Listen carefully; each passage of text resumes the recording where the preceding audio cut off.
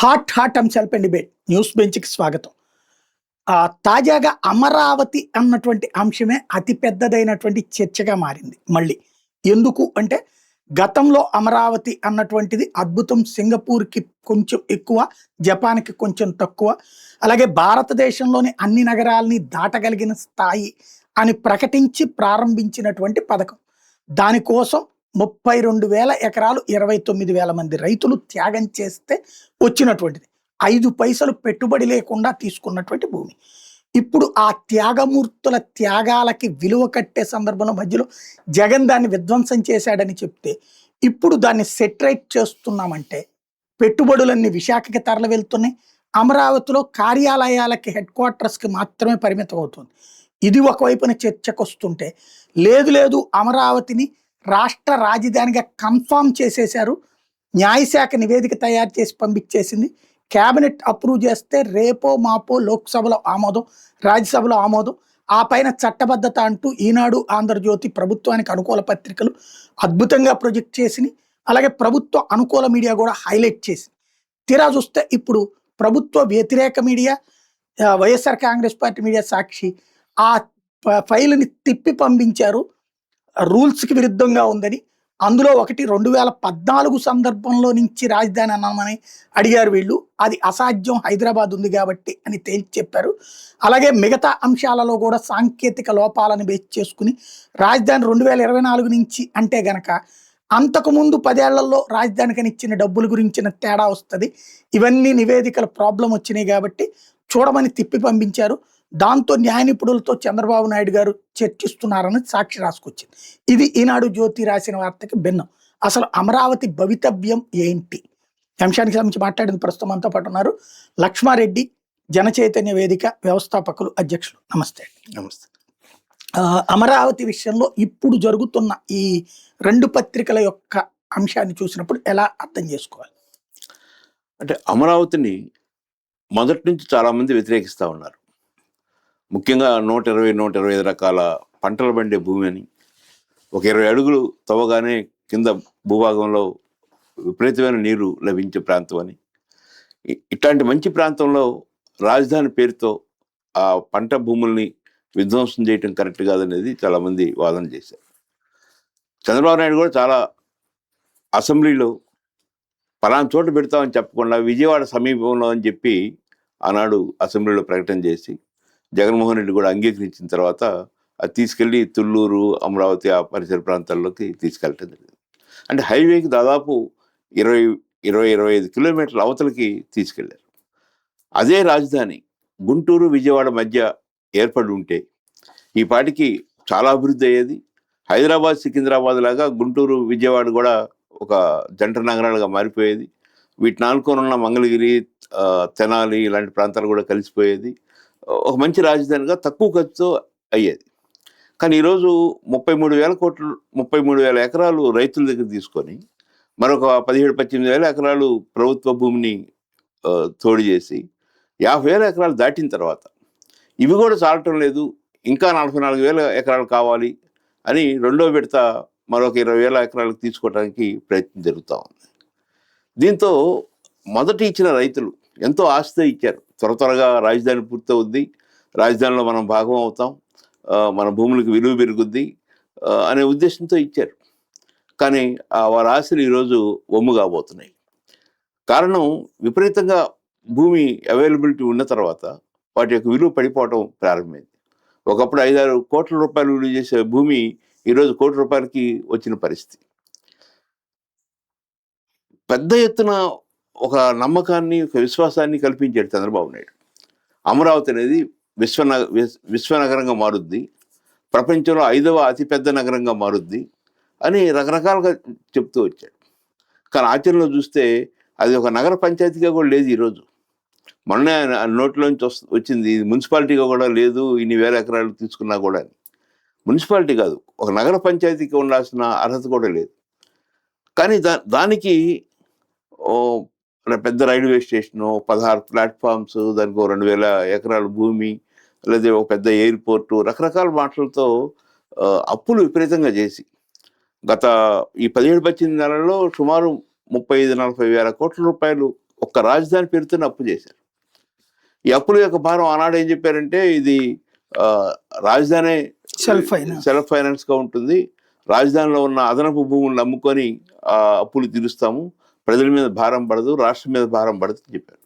కానీ ఈరోజు ఆచరణలో చూస్తే ఒక ఎకరా ఆ రకంగా వారు కోరుకున్నట్టుగా అమ్మిన పరిస్థితి లేదు. ఎక్కువ భూమి ప్రైవేట్ వాళ్ళకేమో తక్కువ ధరకి ఇవ్వటం, ప్రభుత్వ రంగ సంస్థలకేమో ఎక్కువ ధరకి ఇవ్వటం. ఇది గమనించిన తర్వాత ఏమనిపిస్తుందంటే సామాన్య మానవుడికి నాలాంటి వాడికి కూడా ఈ క్విట్ ప్రోక్రో అనేది బలంగా కనపడతా ఉంది. ఒక్కొక్కరికి 100 ఎకరాలు, 200 ఎకరాలు, 150 ఎకరాలు ఇవ్వటం.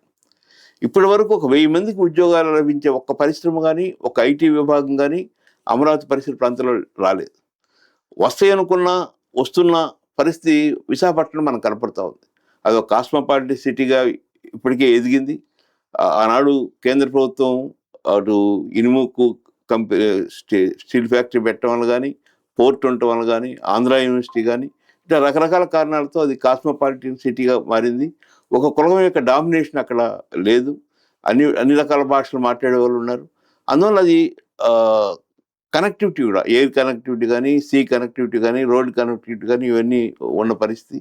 అక్కడికి రావడానికి సిద్ధం అవుతున్నారు. కొంత అక్కడ అభివృద్ధి కావడానికి అవకాశం ఉంది. మన దేశానికి బొంబాయి ఎలాగో ఆర్థిక రాజధానిగా ఉందో, మన ఆంధ్రప్రదేశ్కి విశాఖపట్నం ఆ రకంగా ఆర్థిక రాజధానిగా ఉండడానికి అవకాశం ఉంది. కానీ అమరావతిని మనం లోతుగా పరిశీలిస్తే అన్ని బ్యాంకుల యొక్క హెడ్ ఆఫీసులు, లేదా కేంద్ర ప్రభుత్వం యొక్క కొన్ని హెడ్ ఆఫీసులు, రాష్ట్ర ప్రభుత్వం యొక్క హెడ్ ఆఫీసులు ఒక ఆఫీసుల కార్యాలయాల యొక్క కేంద్రంగా మారే పరిస్థితి ఉంది తప్పితే ఇది ఒక చంద్రబాబు నాయుడు ప్రజలకు చెప్పినట్టుగా ఇది పెద్ద ఆర్థిక రాజధానిగా మారే అవకాశం లేదు, ఎక్కువ మందికి ఉద్యోగాలు ఇచ్చే అవకాశం కూడా లేదు. అంటే ఇక్కడ ఇప్పుడు వచ్చినటువంటి ప్రధానమైనటువంటి అంశం ఏంటంటే ఇవాళ తీసుకొస్తున్నటువంటి అంటే దాని చట్టబద్ధత అన్నటువంటి చట్టబద్ధతకి ఆల్రెడీ ప్రిపేర్ అయిపోయిందని ఒక పక్కన రాశారు, ఇటేమో రిజెక్ట్ అయింది అని రాస్తున్నారు. దీన్ని ఎలా అర్థం చేసుకోవాలి? అంటే ఆ ఫైల్ ప్రిపరేషన్ చేసి పంపించేటప్పుడు సరిగా టెక్నికల్గా చూసినట్టు అనిపించట్లేదు. ఎందుకంటే 2014 చట్టంలో చాలా స్పష్టంగా చెప్పారు 10 సంవత్సరాల పాటు ఉమ్మడి రాజధానిగా హైదరాబాద్ కొనసాగుద్ది. కానీ ఆ తర్వాత వచ్చిన పరిస్థితులు, నోటికి ఓటు కేసులు, వీటన్ని రకరకాల కారణాలతో చంద్రబాబు నాయుడు చాలా త్వరగానే అక్కడి నుంచి రాజధానిని అమరావతిని అనౌన్స్ చేసి ఇక్కడ కార్యక్రమాలు ప్రారంభించాడు. దీనివల్ల ఎంత నష్టం జరిగిందంటే హైదరాబాద్లో ఉన్న మన కార్యాలయాలు, అది సచివాలయం కావచ్చు, హైకోర్టు కావచ్చు, రాజ్భవన్ కావచ్చు, లేక రకరకాల వివిధ విభాగాల హెడ్ ఆఫీసులు కావచ్చు, వీటన్నిటిలో మన వాటా మనం తీసుకోలేని పరిస్థితి ఏర్పడింది. ఈరోజు వాళ్ళు ఏమంటున్నారంటే ఎవరి ప్రాంతంలో ఉన్న ఆస్తులు అవి వాళ్ళే తీసుకోండి అని చెప్పిన పరిస్థితికి వచ్చేసింది. అంటే 10-12 ఏళ్ళు వాళ్ళు అనుభవించిన తర్వాత మన పాత్ర అక్కడ ఏమీ లేనప్పుడు వాటిని వాళ్ళు ఆక్రమించుకున్న పరిస్థితి చూస్తున్నాం. ఆ టెక్నికల్గా అంటే 2014 నుంచి రాజధాని అనేది ఒప్పుకుంటూ మేము కొన్ని నిర్మాణ కార్యక్రమాలు అభివృద్ధి కోసం చేస్తూ వచ్చాం, ఇప్పుడు రాజధానిగా మేము దీన్ని తీసుకుంటున్నామని ఆ రకమైన లీగల్ టీంతో సరిగా మాట్లాడుకొని అక్కడ ఉన్న సెంట్రల్ గవర్నమెంట్తో మాట్లాడుకొని ఆ ప్రిపరేషన్ అంతా లేదు. ఏమనుకున్నారంటే కూటమి ప్రభుత్వమే కదా, ఇక్కడ కూటమి ప్రభుత్వమే, అక్కడ కూటమి ప్రభుత్వమే, మనం ఇట్లా రాసి పంపిస్తే అట్లా ఫైనాన్స్ వచ్చేస్తుంది అనుకున్నారు. కానీ అక్కడున్న ఆర్థిక శాఖ కానీ, అక్కడున్న ఇతర ఆఫీసర్స్ కానీ కొన్ని ప్రాబ్లమ్స్ని ఐడెంటిఫై చేసి పంపించారు. నా ఉద్దేశం అది కేవలం టెక్నికల్ ప్రాబ్లమే. ఈరోజు కాకపోతే రేపైనా అమరావతిని అనౌన్స్ చేసే అవకాశం ఉంటుంది. అంటే ఫస్ట్ జ్యూరిస్డిక్షన్ అనౌన్స్ చేయాలి. ఈ జ్యూరిస్డిక్షన్ దగ్గరే సమస్య వస్తుంది. బాబు గారే చెప్పినట్టుగా ఆ 29 గ్రామాలు అయితే ఆయన మున్సిపాలిటీ అన్నారు, మీరు చెప్పినట్టు నగర పంచాయతీ స్థాయికి అవుతుంది 29 గ్రామాలు. అలా కాకుండా ఈ సిఆర్డిఏ పరిధి మొత్తాన్ని అనౌన్స్ చేయాలి. అది చెయ్యాలంటే ఇప్పుడు అసలు అక్కడికి పంపించేటప్పుడే ఈ మొత్తాన్ని ఒక నగరంగా ఒక జీవో తయారు చేసి ఇచ్చి ఈ మొత్తాన్ని ఇవాళ కాకపోతే సో కట్ ఆఫ్ డేట్ నాటికి ఇదంతా ఒక నగరం, ఈ మొత్తాన్ని కలిపితే రాజధాని అని ఇవ్వాలి. బట్ అసలు అట్లాంటిది ఏమి ప్రజలకి తెలియట్లా. ప్రజలకి ఏది రాజధాని అంటే అమరావతి అంటే అమరలింగేశ్వర స్వామి టెంపుల్, ఇది అమరావతి అంటే అదేది వెలగపూడ, ఉండవల్ల, తాడేపల్లె, దీంట్లో ఒక చోట హైకోర్టు ఉంది, ఓ చోట సెక్రటేరియట్ ఉంది, ఇంకో చోట అసెంబ్లీ ఉంది. దాన్ని అనాలా? దేన్ని అనాలి అన్నటువంటిది క్లారిటీ లేదు. ఈ మొత్తాన్ని కలిపి అని ఒక పక్కన చెప్తున్నారు. రెండో పక్కన వచ్చేటప్పటికి ఆహ్, అసలు న్యాయశాఖకి ఏం పంపించారో పబ్లిక్‌కి తెలియట్లేదు. దీన్ని ఎలా చూడాలి? అంటే మొదట 29 గ్రామాలకి పరిమితమై ప్రారంభించారు. ఆ తర్వాత స్లోగా సిఆర్‌డి అనే పేరుతో ఇంకొంచెం విస్తరించి, ఈరోజు మళ్ళీ ఔటర్ రింగ్ రోడ్ అనే పేరుతో ఇంకొంచెం విస్తరించి, అట్లా ఒక 3, 4 జిల్లాలకి ఆహ్, వ్యాప్తి చేసి, ఆ తర్వాత ఇది ఒక జిల్లాగా కూడా ప్రకటించాలనేటువంటి ఆలోచనలు జనం ముందు పెట్టి, అంటే ఒక స్పష్టత లేకుండా అమరావతి రాజధాని అనే పేరుతో ఇంకొక 2047 దాకానో, లేకపోతే వాళ్ళ మనవడు వచ్చేదాకానో ఆ నినాదాన్ని అలా కొనసాగిస్తూ ఉండాలనే ఉద్దేశం కనపడుతుంది తప్పితే, త్వరగా రాజధాని పూర్తి చేసుకుందాం. రాజధానికి ఏం కావాలి? హైదరాబాద్ మనం చూస్తున్నాం, అంత పెద్ద నగరం, 1 కోటి జనాభా పెరిగిపోయింది. అక్కడ 300 ఎకరాలు, 350 ఎకరాలు ఉంది రాజధాని పేరుతో జరుగుతున్న రాజ్భవన్ కానీ, ఎమ్మెల్యే క్వార్టర్స్ కానీ, మినిస్టర్ క్వార్టర్స్ కానీ, సచివాలయం కానీ, హైకోర్టు కానీ, ఇవన్నీ లెక్కేసుకున్నా 300 ఎకరాలకు మించి లేదు. అదే కదా రాజధానికి కావాల్సిన మూలమైన విషయాలు.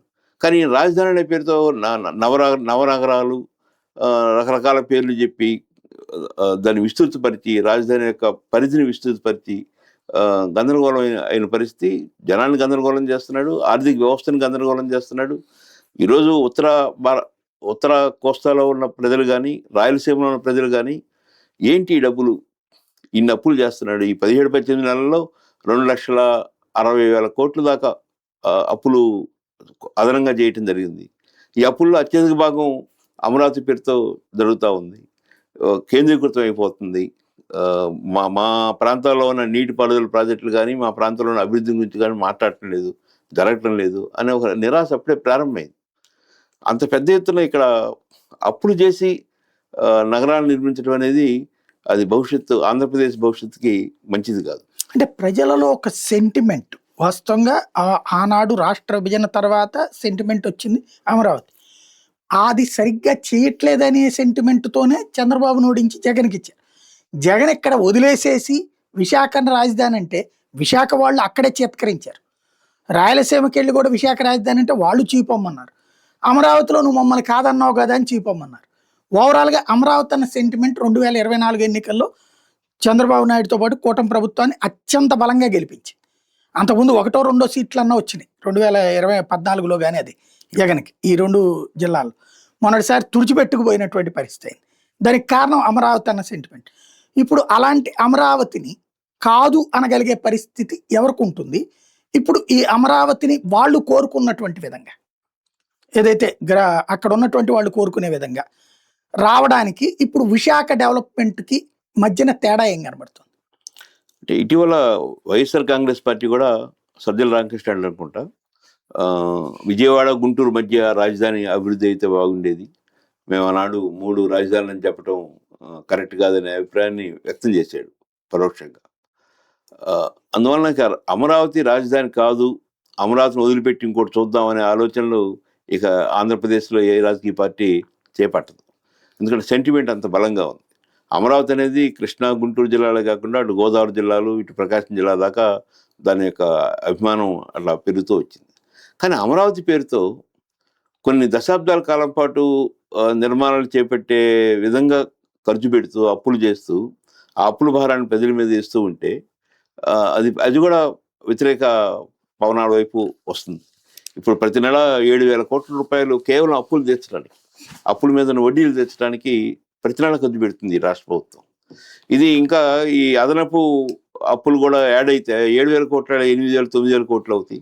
ప్రతి నెల 10,000 కోట్లు అదనంగా అప్పు చేస్తే కానీ పరిపాలన ముందుకెళ్ళలేని పరిస్థితి వచ్చేస్తాం.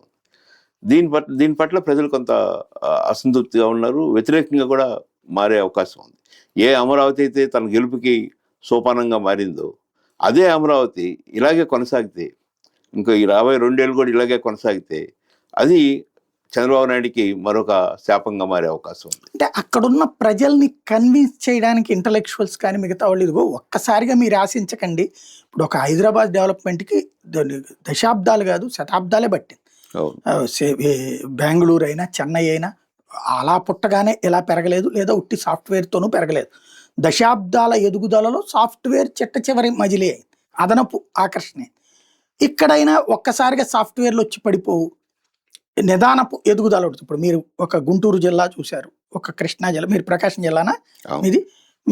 ఆ జిల్లాలు ఎప్పటి నుంచి ఉన్నాయి, ఎన్ని శతాబ్దాలుగా ఉన్నాయి, ఎలాంటి స్టేజ్లో ఉన్నాయి, దాంతో పోల్చుకుంటే ఇక్కడ వేగవంతంగానే ఆర్థికంగా డెవలప్మెంట్ వచ్చింది కదా వీళ్ళకి. ఆ 4 లక్షలు 5 లక్షల వాల్యూ, 1 కోటి 2 కోట్ల రూపాయలు, వాటికి కూడా 1.5 2 కోట్లు పలకడం తక్కువేం లేదు. 4-5 కోట్లు చెప్తున్నారు, కాకపోతే కొంటున్నారా లేదా అన్నది పక్కన పెడితే. ఆ స్థాయికి వచ్చాక కూడా దీన్ని ఒక స్థిరంగా జాగ్రత్తగా ఉండండి, మీరు ఎక్కువగా మరీ అతి ఎక్స్పెక్టేషన్ పెట్టుకోవద్దు అనేది వాళ్ళని కన్విన్స్ చేయాల్సిన అవసరం ఉందంటారు లేదంటే?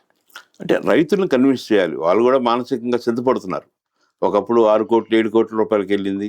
అంతకుముందు అది 6 లక్షలు 7 లక్షలకి అమ్మిన పొలం, ఇంకా వెనక్కి వెళ్తే 10,000కి 15,000కి అమ్మిన పొలం. కాబట్టి పొలం అదే, భూమి ఒక ఇంచు పెరగల, భూమిలో అదనపు మార్పులు ఏం జరగల.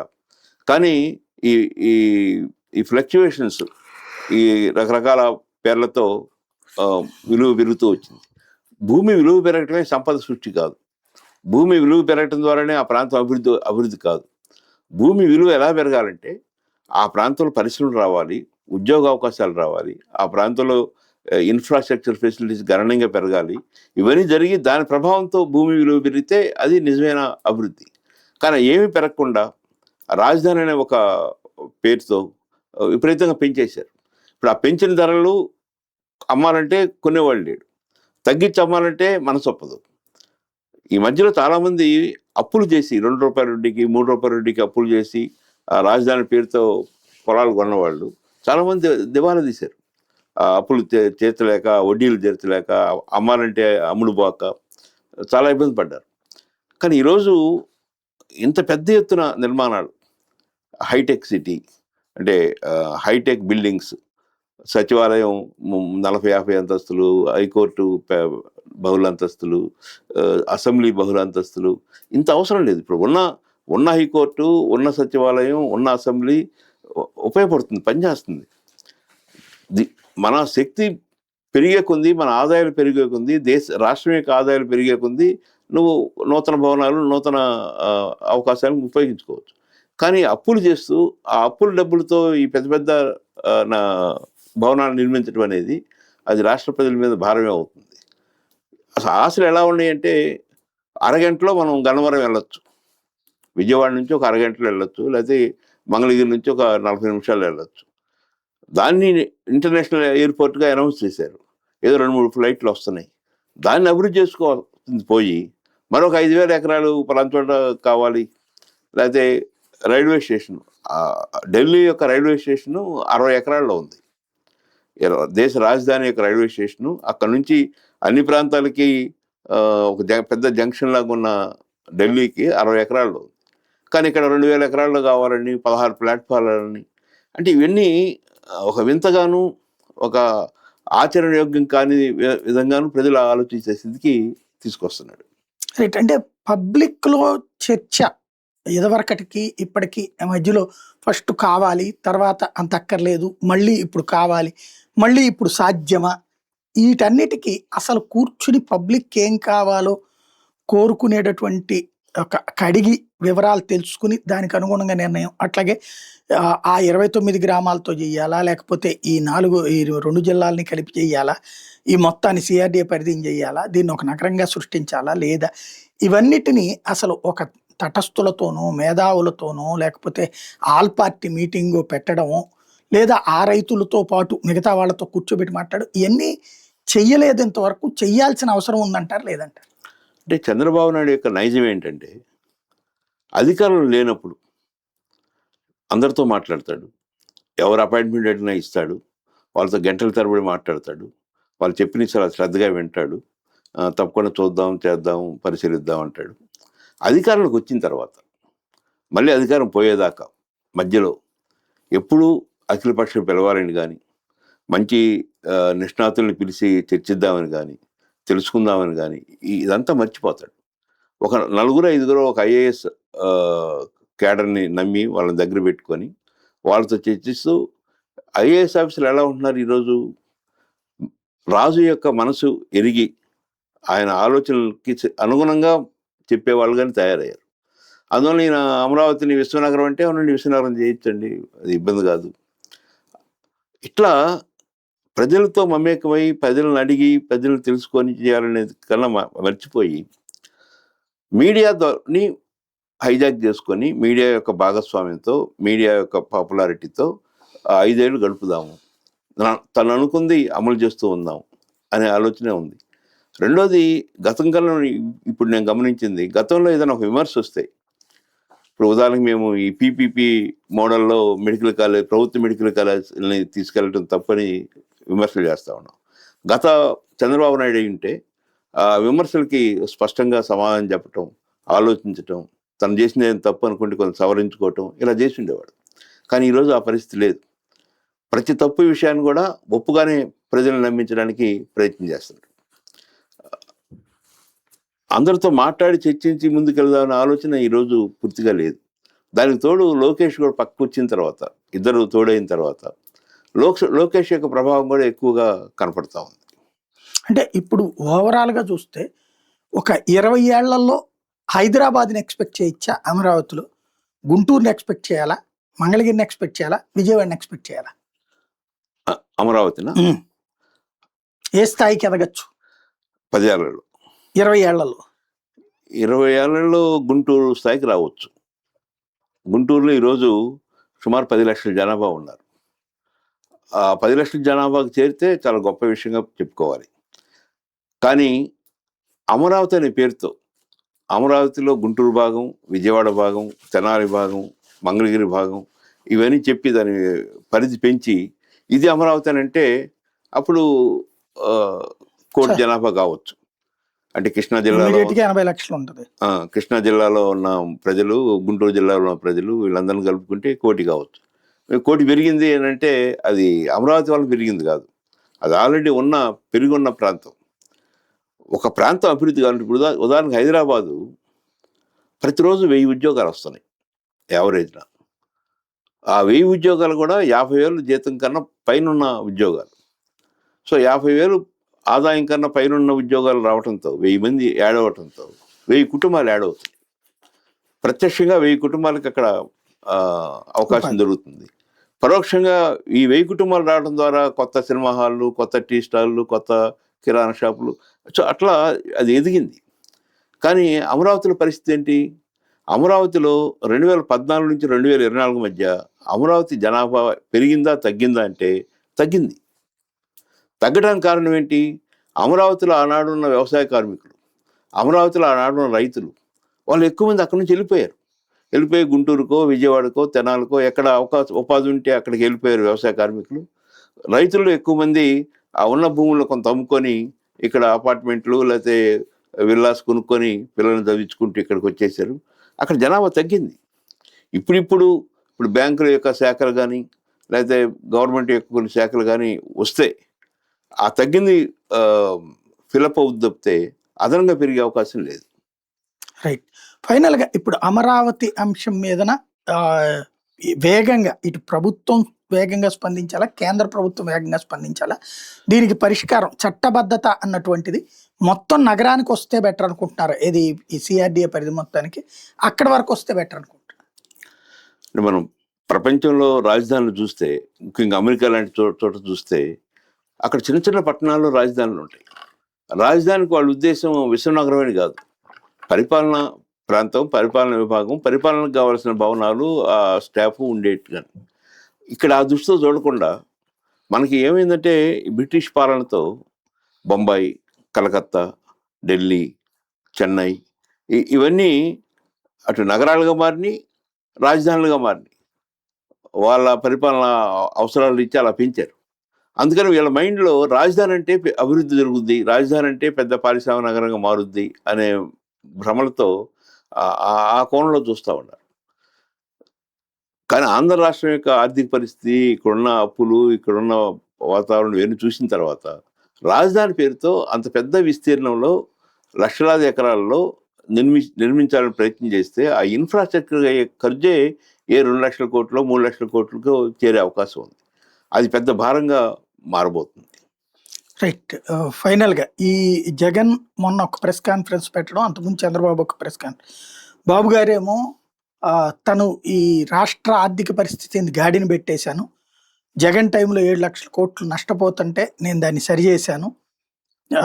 పరిస్థితి ఇప్పుడు మొత్తం చక్కదిద్దామని చెప్తున్నారు. ఇటు పక్కన జగన్ ఏమో అదంతా కాగు లెక్కలు చూస్తే మీరు చెప్పేదంతా అభూత కల్పన అని చెప్పుకొచ్చి, ఈలోపు మంత్రుల పనితీరు బాగాలేదు అంటూ చంద్రబాబు గారు తీవ్ర ఆగ్రహం వ్యక్తం చేయడం, అందులో ఆర్థిక మంత్రి ఇప్పుడు రాష్ట్ర ఆర్థిక పరిస్థితే బాగు చేశానని చంద్రబాబు గారు చెప్తుంటే ఆర్థిక మంత్రికి 23వ ర్యాంక్ ఇవ్వడం, దీన్ని ఎలా చూడాలి? అంటే ఇప్పుడున్న పరిస్థితి గమనిస్తే ఆంధ్రప్రదేశ్లో భారతదేశంలో కల్లా అతి తక్కువ అక్షరాస్యత రాష్ట్రం ఆంధ్రప్రదేశ్. దక్షిణాది రాష్ట్రాల్లో అతి తక్కువ తలసరాదాయం ఉన్న రాష్ట్రం ఆంధ్రప్రదేశ్. అతి తక్కువ మందికి ఉపాధి లభిస్తున్న రాష్ట్రం కూడా దక్షిణాది రాష్ట్రాల్లో ఆంధ్రప్రదేశ్. ఇలా చెప్పుకుంటూ వెళ్తే చాలా విషయాల్లో వెనకబడి ఉన్నాం. ఈ వెనకబడితనం ఈ 5 ఏళ్లలో మార్పు వచ్చి చాలా ముందుకెళ్తున్న పరిస్థితి కూడా కనపట్ల. వీటికి తోడు మంత్రులు పనిచేయటం కాదు, ఎమ్మెల్యేలు ఇంకా కింది స్థాయికి వెళ్తే ఎమ్మెల్యేలు గతంలో ఎప్పుడు ఆంధ్రప్రదేశ్ ఏర్పడిన తర్వాత ఇంత వరస్ట్గా ఎమ్మెల్యేల పనితీరు ఉండటం అనేది ఎప్పుడు లేదు. మద్యం షాపుల్లో వాటాలు తీసుకోవటం, ఇసుకలో వాటాలు తీసుకోవటం, మట్టి అమ్ముకోవటం, ఈ మైనింగ్లో వాటాలు తీసుకోవటం, ఎక్కడైనా భూమి పూజ జరిగి ఒక చిన్న ఇల్లు కట్టుకోపోతుంటే అక్కడ వాటా తీసుకోవటం, ఎవరైనా పెద్ద వెంచర్ లాంటివి వేస్తే ఆ వెంచర్లతో ఘర్షణ పడి అక్కడ వాటాడటం, ఇంత హీనస్థితిగా, ఇంత ఓపెన్గా, ఇంత అవినీతి అనేది ఎమ్మెల్యేలు పెరగటం అనేది ఇంతకుముందు ఎప్పుడు జరగల. కారణం ఏంటంటే విపరీతమైన ఎన్నికల వ్యయం అయింది. అంతకుముందు ఎన్నికల వ్యయంలో ఖర్చు పెట్టారు, అప్పుడు ఓడిపోయారు. మళ్ళీ ఇప్పుడు ఎన్నికల వ్యయం ఖర్చు పెట్టారు. అవన్నీ రాబట్టుకోవాలి, భవిష్యత్తులో జరగబోయే ఎన్నికల్లో కూడా నేనే ఉండాలి, ఆ ఎమ్మెల్యే రాజు అనేటువంటి ఆ ప్రాంతానికి నేను రాజుని, నేనే కొనసాగాలనేటువంటి తపనతో ఈ డబ్బు సమకూర్చుకోవడం పెరిగింది. వీళ్ళని ఎవరిని ప్రశ్నించే స్థాయిలో చంద్రబాబు నాయుడు లేడు. ఎందుకంటే అవినీతి గురించి ప్రశ్నిస్తే వాళ్ళు తిరిగి, సార్ మీరు లోకేష్ గారు మీరు చేస్తుంది కూడా అదే కదా, మీరు పెద్ద స్థాయిలో చేస్తున్నారు, మేము చిన్న స్థాయిలో చేస్తున్నాం, మాకున్న అవకాశాలు ఇవే, మీకు పెద్ద పెద్ద అవకాశాలు ఉన్నాయి కాబట్టి పెద్ద స్థాయిలో చేస్తున్నారు, 99 పైసలకి రూపాయికి వందలాది వేలాది ఎకరాలు ఇస్తున్నారు, మేము ఇచ్చే శక్తి మాకు లేదు, అవకాశాలు మాకు లేవు అని వీళ్ళు ప్రశ్నిస్తారని ఊరికి అప్పుడప్పుడు ఇట్లాంటి స్టేట్మెంట్ ఇవ్వడం తప్పితే, ఇప్పుడు ఆ తిరువూరు ఎమ్మెల్యే విజయవాడ ఎంపీ మధ్య ఘర్షణని ఇంకొక ముఖ్యమంత్రి అయితే, ఇంకో స్థాయిలో ఉన్నవాడైతే దాన్ని ఎవరో ఒకరి చర్య తీసుకొని చేసిండేవాడు. ఆ పరిస్థితి లేదు, భవిష్యత్తులో ఉండబోతుంది. ఎవరిని తీసుకోరు, ఎవరి మీద చర్యలు తీసుకునే అవకాశం లేదు. మహా అయితే రేపు రాబోయే ఎన్నికల్లో తనకి ఇష్టం లేకపోతే సీట్ ఇవ్వకుండా ఉంటాడు తప్పితే అంతకు మించి ఘర్షణ పడే వాతావరణం లేదు. Thank you very much. ఇది పరిస్థితి. రాష్ట్రంలో జరుగుతున్న కీలకమైనటువంటి పరిణామాలు 2. ఒకటి, సొంత మంత్రుల మీద బాబు గారి ఆగ్రహం, దాని వెనకాల ఉన్నటువంటి ఒక కోణం. మరొక వైపు అమరావతికి సంబంధించి న్యాయశాఖ నుండి ఫైలు రేపో మాపో క్యాబినెట్కి వెళ్ళి ఆ పైన పార్లమెంట్లో ఈ సెషన్స్లోనే వచ్చేస్తుందంటే లేదు అది తిప్పి పంపబడింది అన్నది. ఏది వాస్తవం అన్నది మాత్రం ఎవరు డిసైడ్ చేయట్లేదు. పత్రికల సాక్షిగా చర్చ మాత్రమే నడుస్తుంది. అది త్వరగా పరిష్కారం అవుతుంది.